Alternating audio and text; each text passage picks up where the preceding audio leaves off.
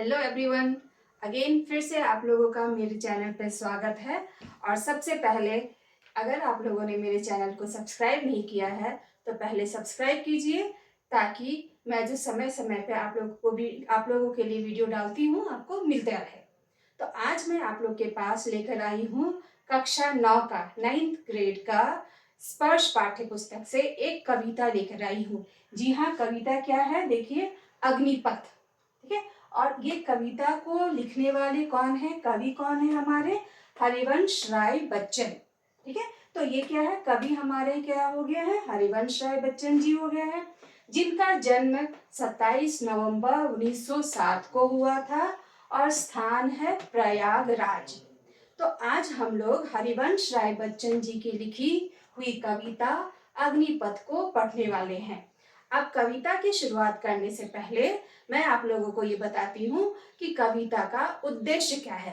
तो इस कविता का उद्देश्य ये है कि आजकल के युवाओं के प्रति, बच्चों के प्रति और हर मनुष्य के प्रति को उसके मन में प्रेरणा का भाव को जागृत करना। ठीक है। तो प्रेरणा क्यों होना है, क्योंकि हम लोगों के जीवन में कवि का मानना है कि मनुष्य का जीवन संघर्ष से भरा पड़ा है और ये जीवन, संघर्ष वाला जीवन को उन्होंने अग्निपथ कहा है। मीन्स अग्नि के समान, मुश्किलों के समान ये रास्ता है। तो हमारा जीवन में जब हम लोग अपनी मंजिल की ओर बढ़ते हैं तो हजार प्रकार की मुसीबतें, चुनौतियां आती हैं। कवि का मानना है कि इन सारी चुनौतियों का सामना करना है, ना कि उससे डरकर हार मान लेना है। चुनौतियों का सामना करेंगे, मेहनत करेंगे, तभी हम अपनी मंजिल की ओर पहुंच पाएंगे। इसलिए कवि ने अपने जीवन को, हमारे जीवन को, हर किसी के जीवन को एक अग्निपथ के रूप में प्रदर्शित किया है, बताया है। और वो जो जीवन का संघर्ष होता है वही अग्नि के समान है। मीन्स अग्निपथ चुनौतियों से भरा हुआ है। तो आइए आज हम लोग कविता को पढ़ते हैं। सबसे पहले अनुच्छेद में क्या है, वृक्ष हो भले खड़े, हो घने हो बड़े। वृक्ष हो भले खड़े, तो वृक्ष को बताया गया है एक बहुत बड़ी सी मुसीबत के समान, कि हो घने हो बड़े, मीन्स घना, ह्यूज। ओके। तो वृक्ष जो बहुत बड़ा है, बहुत घना है, तो ये प्रतीक बताया है किसको, मुसीबत, चैलेंजेस, चुनौतियों के प्रतीक को प्रतीक रूप में बताया गया है कि हमारे जीवन में बहुत बड़ी चुनौती ही क्यों ना हो, वृक्ष हो भले खड़े, हो घने हो बड़े, एक पत्र छाह भी मांग मत, मांग मत, मांग मत। इसमें कहा गया है कि चाहे कितनी भी बड़ी मुसीबत हो, कितनी भी बड़ी चुनौती हो, एक बार भी तुम किसी से एक पत्र छाह भी, मतलब कि एक थोड़ा सा भी किसी से किसी भी प्रकार का मदद मत मांगो, मांग मत, मांग मत, मांग मत, किसी प्रकार का मदद मत मांगो।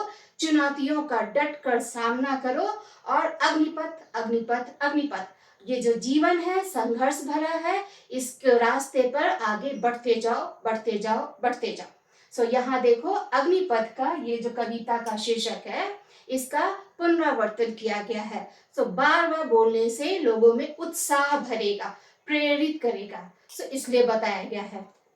दूसरे पैराग्राफ में बताया गया है, तू ना थकेगा कभी, तू ना मुड़ेगा कभी, तू ना थमेगा कभी, कर शपथ, कर शपथ, कर शपथ, अग्निपथ, अग्निपथ, अग्निपथ। इस कविता में ये बताया गया है कि भले हमारे रास्ते में कितनी भी मुसीबतें आए, चैलेंजेस आए, मुश्किलें आए, कुछ भी हो जाएगा, हम बार बार असफल हो जाएंगे, फिर भी अपने मन में जो सफलता प्राप्त करने का जोश है वो बनाए रखना है।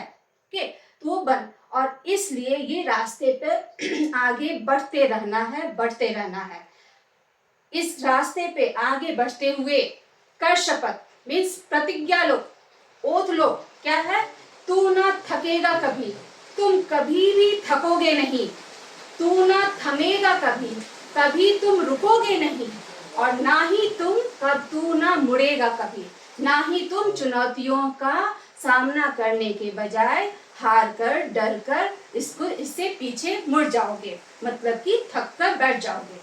कर शपथ, कर शपथ, कर शपथ। क्यों? क्योंकि जीवन है अग्निपथ, अग्निपथ, अग्निपथ।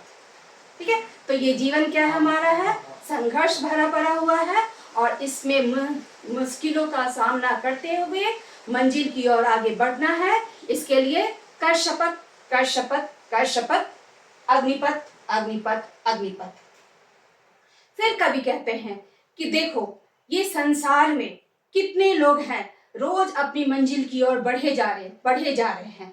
तो उनके बारे में, उनका एग्जाम्पल, उदाहरण देते हुए कवि कहते हैं, यह महान दृश्य है, चल रहा मनुष्य है, अश्रु स्वेद रक्त से लथपथ, लथपथ, लथपथ। सो देखो, सभी लोग देखो, यह महान दृश्य है, मीन्स महान किसको बताया है, कर्मवीर को महान बताया है, जो बिना रुके, बिना थके, बिना हार माने अपनी मंजिल की ओर लगातार निरंतर कोशिश करते हुए आगे बढ़ते जा रहे हैं। तो ये महान दृश्य, ये जो नजारा है, इसके समान कोई भी नहीं होगा। सो यह महान दृश्य है, चल रहा मनुष्य है, और जो इंसान जिसके अंदर ये जोश है अपनी मंजिल को पाने का, वो निरंतर चलता जा रहा है, चलता जा रहा है, कंटिन्यू प्रैक्टिस किए जा रहा है, कोशिश किए जा रहा, आगे बढ़ते जा रहा है।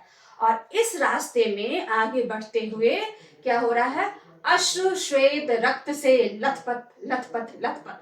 मतलब कि अश्रु, आंखों से आंसू बहते हैं जब जीवन में मुश्किलें आती है, दुख होता है, आंखों से आंसू बहते हैं। स्वेद, शरीर से पसीना निकलता है, थक जाते हैं, मेहनत करना होता है तो पसीने निकलते हैं। और ऐसी बहुत सारी मुश्किलें आती है जब लोगों को बहुत सारे चोट का सामना करना पड़ता है तो रक्त निकलता है। सो कहते हैं कि इन सभी भावों से परिपूर्ण होकर आदमी लथपथ होकर आगे बढ़ते जाता है, लथपथ, लथपथ, लथपथ। क्यों? क्योंकि जीवन है अग्निपथ, अग्निपथ, अग्निपथ। तो उम्मीद करती हूँ आप लोगों को मेरे द्वारा बताया हुआ यह कविता समझ में आया होगा। और फिर से मैं आप लोगों को कविता का उद्देश्य बता देती हूँ। कविता का उद्देश्य क्या है? कवि कुछ शब्दों का पुनरावर्तन करते हुए यह बताए हैं कि लोगों, ये सुनो और अपने मन में जो जोश होता है उसको बनाए रखो, लोगों को प्रेरित करना चाहते हैं। जीवन संघर्षमय है, अग्निपथ के समान है। अगर हम अपनी मंजिल को पाना चाहेंगे तो मुश्किलों का सामना करना पड़ेगा।